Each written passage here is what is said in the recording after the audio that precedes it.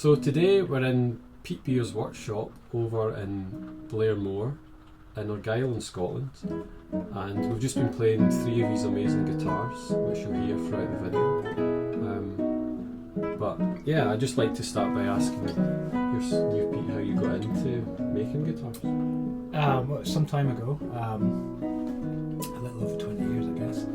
So I was working in Glasgow, just standard jobs in the 20s, nothing very interesting, and playing music just myself for fun. And I was making an electric guitar again just for myself. And at the time, I was thinking about trying to find something to learn how to do, and someone mentioned to me that there was a course in Glasgow that taught guitar making.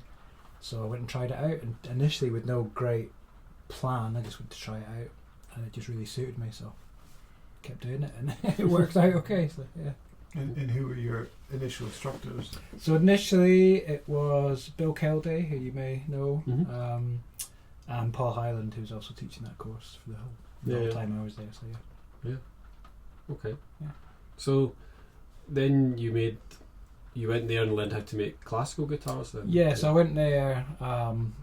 The course then had a big focus on repair work as well, so we did a lot of repair work and guitar making, and then I actually went and did a 3-year degree down in London in a course that no longer exists, which was at what used to be the Guildhall College of Furniture. So it was London Metropolitan when I was there. The university exists, but it no longer has the workshops or a guitar making course. And then set up workshop actually down south initially for some years, because my partner was already there doing a PhD in cognition in horses at the time. And then eventually we moved back up here, actually specifically here to this shop. So built this shop then in 2014. Yeah. So obviously you can't see out the window, but we can. We're looking onto the Clyde, and Adam and I came from the mainland. Well, this is the mainland. That's a confusing It's thing. a peninsula. Yeah. So we got the ferry from Dunoon. So people from Scotland, you know Dunoon. So it was a fun trip, but it's an amazing view and so peaceful. Like perfect place for making instruments. So maybe you could talk about some of the guitars we played today. Yeah. So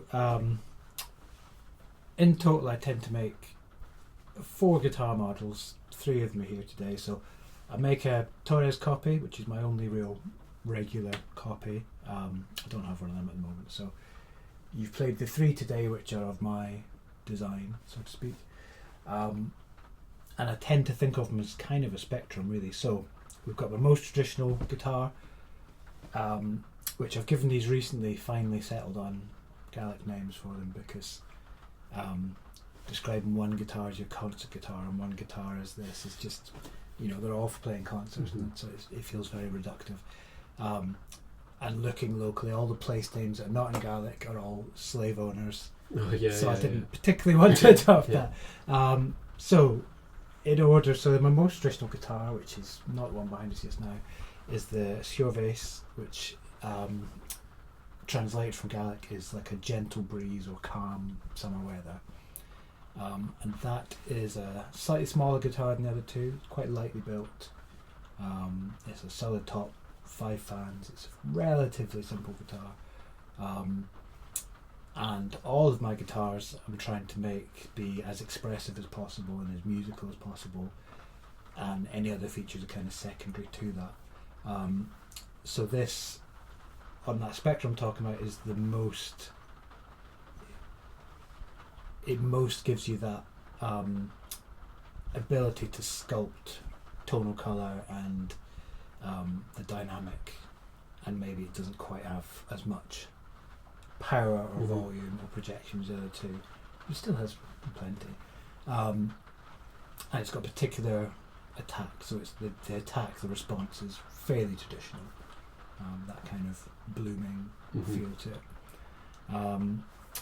And the next model, which is one I've been making for a long time as my concert model, is the Rochal, which again, the translation from Gaelic would be a storm surge or a big wave or impetus. It can be used for any of those, and that is one of, we often would call your concert model. So that is a solid top guitar again, but it's quite a thin top with a reasonable number of braces. It's 7 fans and 3 little crosses.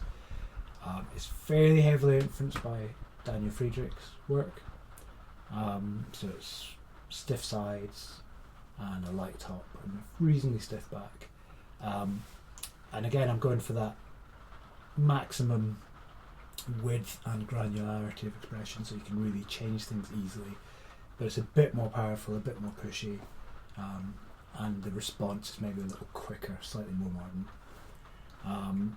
And then the guitar that Adam played solo, and in fact in the duet as well, is my Cir-Mheala model, and that is Gaelic for honeycomb, and that is a new model for me that I've just developed earlier this year, and that is a chambered double top guitar. So as a broader category I would say it's a double top guitar, but the way it's achieved in this case is with 2 layers of standard guitar woods. In this case it's a cedar outer layer and cedar inner layer and a spruce outer layer. The outer layer is slightly thicker, has many small holes cut in it, and then the thinner layer closes that structure. And to me the aim, and I think it has achieved it to some extent, is that it's to be really a very natural sounding double top guitar. So it's got that very fast attack that people want from a double top guitar. It's got that easy volume that people want, but it's still very traditional sounding in its sort of tonal character. And again I'm going for that maximum availability of variation in tone, which some players want what I would think of as compression, and I'm not especially going for that. That's not where my niche sits. So, yeah. Is that unusual to mix 2 different woods for the top of the guitar? It's not that unusual. So the cedar is lighter, so when I'm using it for the inner, usually I've not made that many of these yet, but I would generally use cedar for the inside because I'm just trying to close the structure with that. It's really, I feel, the outer layer, because that is the thickest layer, which is responsible for how it sounds in terms, to the extent that the choice of timbre is what's responsible. Obviously the structure is a large part of it as well. So how did you end up deciding you wanted to make a double top? Well, a lot of people use them, and particularly a lot of concert performing younger players use them, and so that's a really nice world to be involved in. It's good to be professionally involved with players who are giving a lot of concerts and playing at a high level, and also there's a lot I like about them, of other models that are different from what I make as well, but I had always felt that it wasn't something I wanted to do too soon. I felt that until I'd made a certain number of guitars, it wouldn't really be, for me, intellectually honest, to sort of just leap into that. It's a beautiful instrument. It's a very successful experiment that you went into. Okay, yeah. And how do you feel about the end result? I mean, these are brand new, right? In the last few weeks. Or? This Cir-Mheala is 2 weeks old, I think. So, and it's been played the last few days a fair bit, because I've just been to Antwerp Guitar Festival, and there's people trying guitar. Well, a lot of people trying guitars there. But yeah, it's very new. Yeah, I'm pleased with it. I mean, obviously there's always more to do, and I know what I want to work on still. But yeah, I'm very pleased with it. And then the instruments themselves, the more they're played over months and Absolutely. years, also change. So there'll be even further improvement. Yeah, I mean, particularly with the first one of these, I took it to Isolone, and I had not heard it yet because I just didn't have time, and because the outer layer is quite thin, and this was a cedar top, I'd cut my nails off completely to be safe, so I couldn't really test it. Yeah. The final version. So the first I heard it was when I took it there, and in the first few hours it changed a lot. So yeah. It has a massive dynamic range as well. So I think you were mentioning that there is a tendency in a preference for projection. Yeah. But at the same time, when I was playing it, I was just doing a little sort of Renaissance piece, but actually you could go very soft, and it was still extremely It's present. important to be able to draw back a lot and to do it in a smooth way, because sometimes there can be a tendency with guitars that are very loud as people play very loud and very softly, but maybe not everything in between. And I want that granularity, a real analog curve to those things, because I feel it's more musical. And within it as well, it was very easy to differentiate between the voices. So it was kind of very interesting because there were very distinct ranges within the guitar that were speaking to each other. And again, actually, I think that the more that it's played, the more that will come out as well. And I feel actually with the voicing, especially in sort of counterpoint, having good sustain available really helps that. Not necessarily. Well, no, I mean, just playing it. Obviously, it's a beautiful location for your workshop, but it is still a workshop. It's not a concert hall, right? And actually, there was a noticeable sustain to the instruments, so that's really very impressive. So you're happy with the innovation? Yes, definitely. And do you feel that you'll be making more guitars in this style, or kind of a mix of both? Well, hopefully still all three, but it depends what people order as well. And I know there's a tendency to get known for one or two things, and then that's what people come to you for, because that's what they've heard. But I enjoy building all of them. So to be honest, if it's whichever model someone's ordering, I'm happy. And do you have a concept of the tone, the end result in your mind before you start? Yeah. I mean, I did. I mean, a lot of the design's about that, and so these share certain things in the design that do make quite a difference. So the doming of the top is the same in all three models, and I feel that the work I've done over the years with refining what I do with that doming is. So could you explain I'm going to pretend I know, but maybe also explain to everyone else what does doming mean? So a guitar top, the reasons are disputed initially, but a guitar top doesn't tend to be entirely flat. One easy practical reason for that is simply that in dry weather wood tends to shrink across the grain, and in wet weather it tends to expand. If you start with a dome, then when it shrinks it goes flat. If you start a flat, then if it shrinks it can crack. So at very minimum it's some protection against cracking. However, as you know from like a ball or something, or cylinders of various things, a curved shape for the same material properties tends to be stronger. So having a bit of a dome to the top does give you some stiffness effectively for free in terms of weight, so you're not making it heavy. And the big battle in acoustic instruments is to make structures that are light and strong, because the string, especially a nylon string, has relatively little initial energy, and the more more mass it has to move, the more that's used up through friction, and you get less volume out. So if you can make the structure light and stiff fairly, then it's a bit more efficient. So you bend the wood, is it? Yeah. Right? So for a top, the bend is little enough that you're not heat bending or anything. It's in the fabrication. I mean, there's different ways of doing it. When I do it, because I've not got a particularly deep dome, it's in the fabrication. So you're clamping flat braces onto a flat top, but with a curved surface underneath them, and the gluing together is what holds it into that domed shape. There can be a tendency for very heavily domed guitars, which is the Torres, for example, has a really quite deep dome, to have a different character of sound, where a lot of the sustain is happening in the higher partials. I mean, that's the thing that happens anyway with strings, but the extent to which it's happening in higher partials is more than it can be with some other guitars. I've gradually reduced my doming, so it's quite low now, and it's also quite a gradual beginning. So it's not a circular radius, it's a parabola, so it's flatter at the edges and then curves more in the centre, which, apart from anything else, if you bend wood, that's what it does. So it's nice to not be forcing it too much. And does the same logic apply to the back?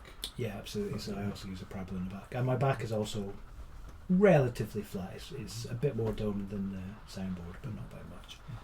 But yeah, just the specifics of how you make that shape can affect the sound a fair bit. So yeah. And where are you sourcing your materials from? So various places. It depends what you're getting really. So spruces, most often for me, the best stuff is from specific suppliers that only sell spruce, quite close to where it's cut usually. I've had a lot of nice stuff recently from Gleichner in Germany. I really like that, and it's good to have a lot of sets that are very broadly the same, because then you get you learn that word, and it helps you be more consistent. Cedar, I'm currently getting through a load of stuff I had actually from a friend who's a harp guitar maker, and he bought it as really odd arch top wedge set, well not wedge set, square sets for cutting wedges out of, but it was too short for what he needed to do, so I swapped it for some other wood I had, resawed it into tops, and it's been really nice. Cedar, that none of these guitars today were cedar, were they? But it's particularly light for how stiff it is. It's sort of at the very extreme of what you tend to find with cedar and particular stuff. So, do you prefer working with spruce or cedar? I prefer working with spruce, but in terms of the end result, no, I like them both a lot. So, spruce is easier to avoid damaging, so that's nice. But yeah, no, I love cedar and I love spruce as well, so they can be quite different. I think maybe with my guitars they can sometimes be less different than with some people's guitars. A few people have said that to me, that you know, the individual influence of the spruce or cedar is maybe not as obvious as with some. And that the character of the guitar remains quite strong. But yeah, enjoying both. I feel they're quite different. Yeah, that's cool. Yeah, because cedars, people seem to find when they travel with them, they're a wee bit more stable. Yeah. But they're a lot both physically and sound wise, I think. Yeah. Because when you travel with a spruce, some nice sounds you found can be gone. And they just moved away. And then in the cedar, there's generally more overtones, and it's warmer. Yeah. It's nice having both if you are thinking of buying guitars, because you go through phases. And that's what I found anyway. It's interesting. Most of the makers we've spoke to so far will touch on the fact that each maker's got their own voice, so to speak, and it's like I just wonder what your thoughts are on the process of making, how it's like a intuitive thing, and because you can hear your guitar sound like you, even though there's 3 different models. There's something, it's just like it's Pete Beers in there, like so I mean, I do a fair bit of, you know, scientific or at least mechanical testing, and I'm not big into the sort of magical thinking side of things, but undeniably there is a character that comes from a maker, so you better hope it's a good one, because you're kind of stuck with it to some extent. I mean, you can refine it and change it, but and what do you think causes that? I don't know. I don't think it's anything magical or anything, but I do. There must be, you know, tendencies of decisions you make that you just sort of unavoidably do, or I don't know. Yeah, because I guess even if you're taking a scientific approach, you're still measuring and going, well, I did it. The science still doesn't tell you what you should like. Yeah, so you've made so many, and you go, I like making this many mil or something like that, and then that, it's still your choice. So it's still, even though science is behind it, I guess like cooking, you can do the recipe and then you go, I need a bit more. I mean, acoustics can be a funny science anyway, because there's a lot of people who would do acoustic studies who very clearly had a result in mind when they started the study, and there's a lot of, particularly in musical instrument acoustics, people who were instrument makers first, who have done scientific work, and quite often reading some of the studies, you can see what they wanted to be the answer before they started. And so I like to use it for consistency. I'm not a big believer in letting it tell you what you should be looking for, because that's maybe there's science you could do behind that, but I think it'd be incredibly complicated. But all the wood would be different as well, so even if you're applying the same logic, you have to have a feel for the wood. Yeah, and that's actually a lot of the testing I do is about that, because my sort of quick and dirty day-to-day testing is deflection testing, which is, I can show the setup for that later possibly, but it's a little weight and a little dial gauge, and you're testing stiffness of a piece of wood rather than thickness, because the wood varies so much between pieces that if you work to dimensions, it's not necessarily doing the same thing. And this just means you're measuring actually how stiff something is, which means if it's a less stiff piece of wood to start with, you'll take less off. So I like to use scientific methods for things like that, because it speeds up the sort of consistency of it. But the end decision of what sound I'm looking for is obviously quite a personal one.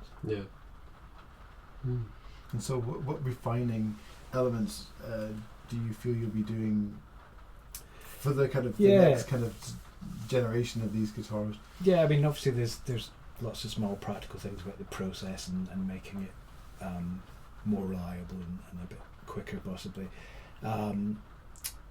Sound wise, there's a lot of, I mean, at the moment at the stage of just taking these guitars out and showing them to a lot of people and getting feedback.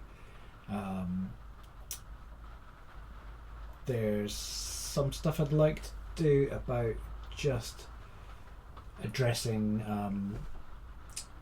wolf notes when they arise. So far these guitars have been very even. I've not made enough of this model to be 100% sure that that's not luck, because there's not been so many of them. And I have some methods for the guitars I've made before of adjusting notes that are either very loud or short or whatever. So it's just seeing what specifically would work with this slightly different tone. Where we are right now, it's November. It's wet. And we're on the west coast, which is kind of Scotland, which is famously wet.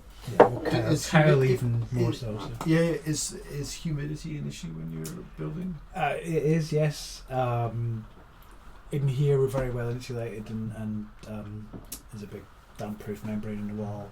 So actually, it's a fairly small room, dehumidifier, and it keeps the place 45% year round. So the only time it's ever difficult to control is if we get a very thundery July. I can keep it dry, no problem, but the temperature goes up, so it just becomes less and less comfortable in July.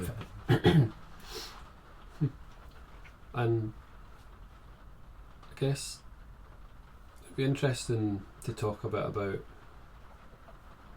sort of the life of a maker, because what struck me, we've came over from the busy city, and then we come here and we just parked up and we come up the steps, and then you were just working away and you had some nice jazz on your record player, and they were like, it really struck me, it's like, this is a nice way to live.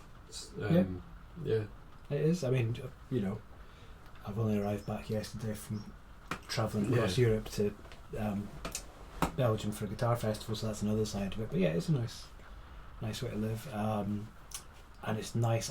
For me, it works well to have this place where I'm just on my own, working away, not answerable to anybody, and then to go away a few times a year to festivals and live that slightly more urban life, and meet a lot of artists, who maybe are less used to having their hands mucky than I am, so it's quite a different, quite a contrast of people you meet. So but you've got the nice haven to return to.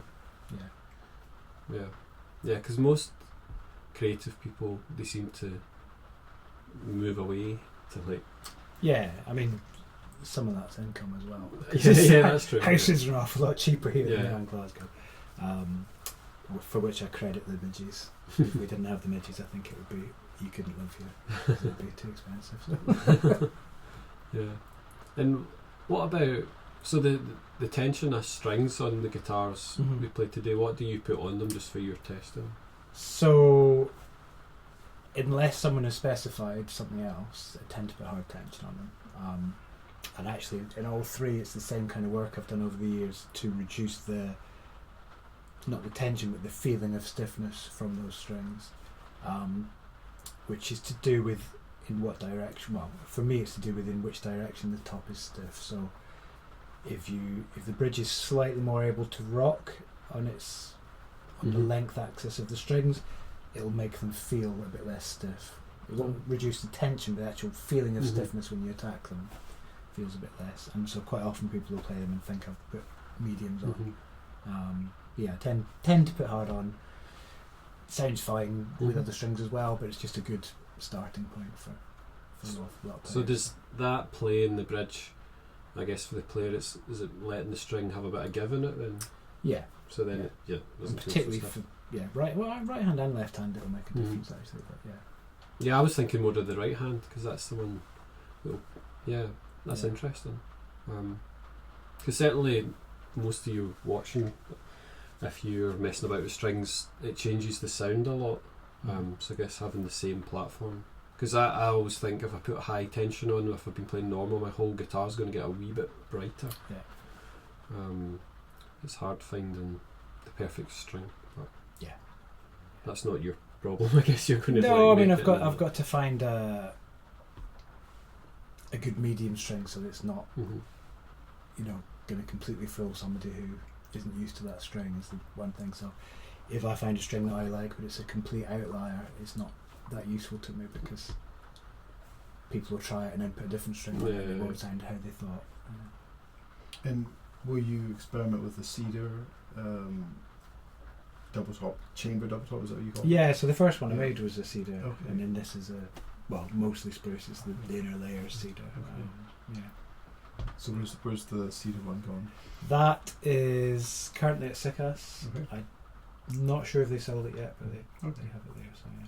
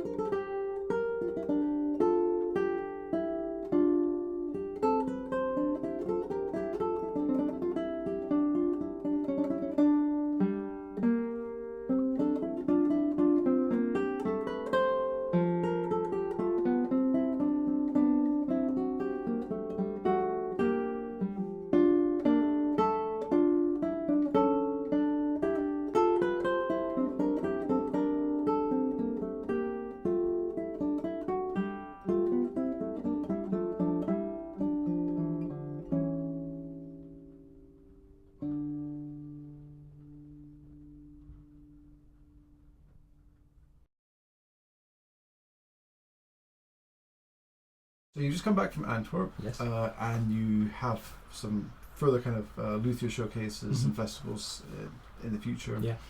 And I wanted to ask if you were, say, a dedicated amateur or an aspiring professional player, what would you be looking for, listening for when you're trying guitars, and if, say, you're kind of in that intimidating scenario where you're at a luthier's that maybe has sort of many types of guitars, Yeah. how would you suggest they play and approach the whole process of searching for a guitar? Yeah. So one of the biggest things I would say is that actually the sound that they hear is not the biggest thing that they should be looking for. A lot of especially for like an aspiring professional or something like that, is a lot of what they need from a guitar is the way it feels to them, the response, and whether it's easy for them to get the range of expression they need from it. It's very easy to listen to a guitar played by someone else and decide it sounds good, but then you see quite often students who will end up buying a guitar that maybe just doesn't suit them. It's a great guitar, but it's not quite right for them. They can't get the sounds out of it that they need to get out. So a lot of it I would say is about the response and the feel and how easily they can make it do what they need it to do. But for the sound, it's really good if you're able to take someone who knows you're playing well with you.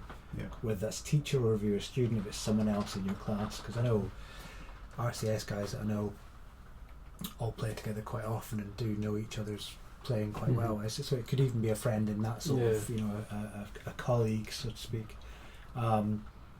But yeah, it's good to have someone else with you as well to say, oh, you sound really good in that. Because the sound could be quite different from where you're sitting absolutely to where it is on the other side. The guitar is very, I think, unusual in that, and that it is so kind of directional in a way. Yeah. And it is. I find it very difficult to sort of offer advice sometimes, other than to sort of say, just try lots of guitars, make notes.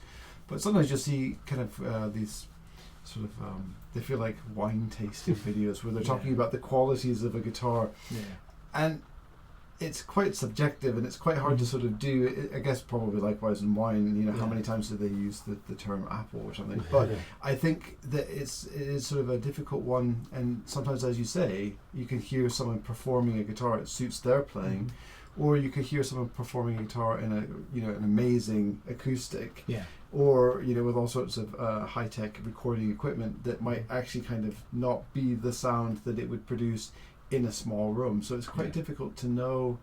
And obviously tone is a quality, and playability. What other things do you think they should be listening for? As said before, first and foremost I think is response. So where the string is after you've played it, and how the response happens, how the sound is generated, the envelope.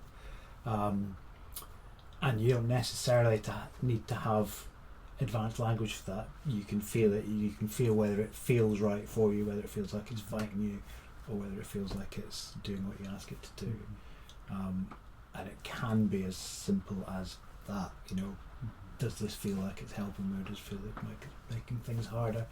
And a lot of that you will have a gut feeling about quite quickly with playing a guitar. Because again, back to this idea of sort of aspiring professionals, you'll see them going to the Spanish Guitar Centre or kind of a Luthier showcase like the Big Guitar Weekend, and then start to play the fastest, hardest piece they know, because of course there's a pressure to, I guess, impress, but of course it's actually not allowing you to listen for the qualities of the guitar. It might mean that you're focused entirely on the technique or the kind of execution of something, but you're also not playing fast and loud is only one small element of what we're looking for. So I mean, I'm sure that you probably have seen enough of that yourself, but then when you're kind of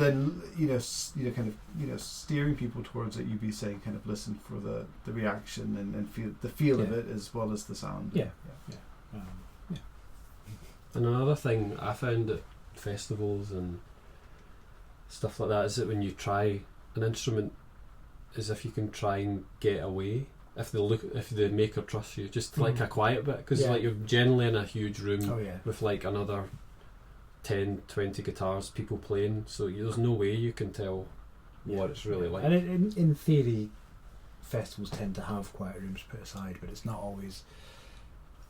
Players will often feel like you're going to expect them to buy a guitar if they go there, so particularly younger players are often quite resistant to going to a quiet room because they feel like they're committing to something. They have a wee sign. Quiet room doesn't mean you need to buy it. No, exactly. But that is really good advice to know, because sometimes you're there and you might really love a guitar.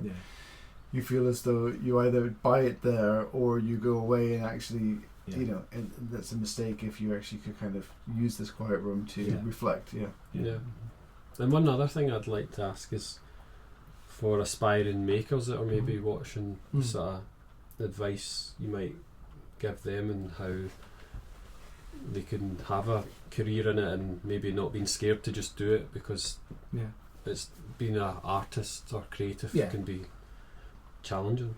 Yeah, I mean, I've obviously in the context of the video, I've been teaching part-time for the last few years. I'm not now, I've gone back to full-time making, but so I've had this conversation quite a number of times over the last sort of 5 or 6 years. I mean, it's not, you know, like all sort of artistic fields, it's not easy to get going. There is a living there if you get established. I think often, I mean, you do tend to tailor advice to people's situation and expectations, but if someone's in a situation where obviously there's no independent backup of like family or money, then what I often have emphasised to people is that you don't have to sort of make it all in one go.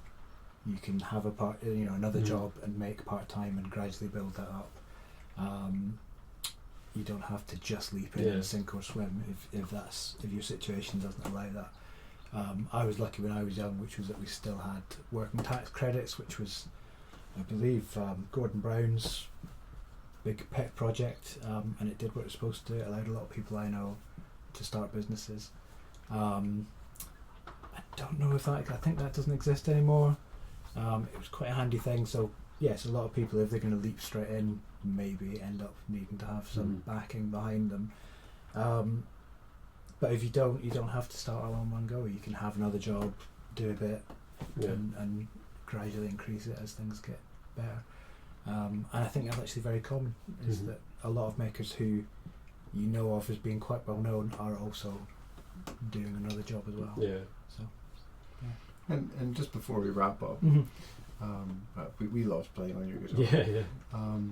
And if someone was interested in purchasing one or trying one with a view to purchasing, how would they go about finding your guitars? So, for finding them, obviously, I have some and I take them to festivals, but also I have a few dealers.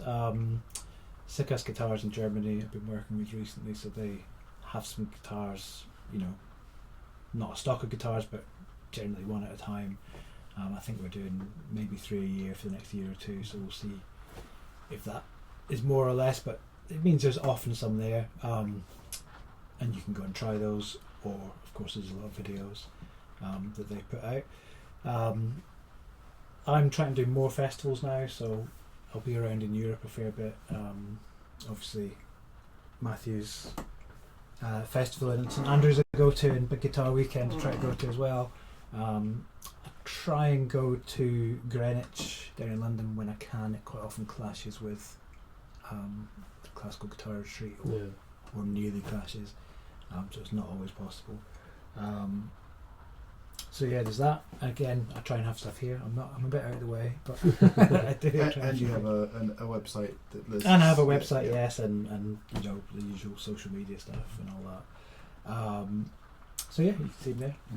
I assume you just search Pete Beer guitar and you're going to get. Yeah, there's not too many Pete Beers making guitars, so I do come up easily enough. Yeah. Okay. Well, thanks for having us today. Welcome. It's lovely to have you. And I hope you all enjoy that conversation and hearing the amazing instruments as well.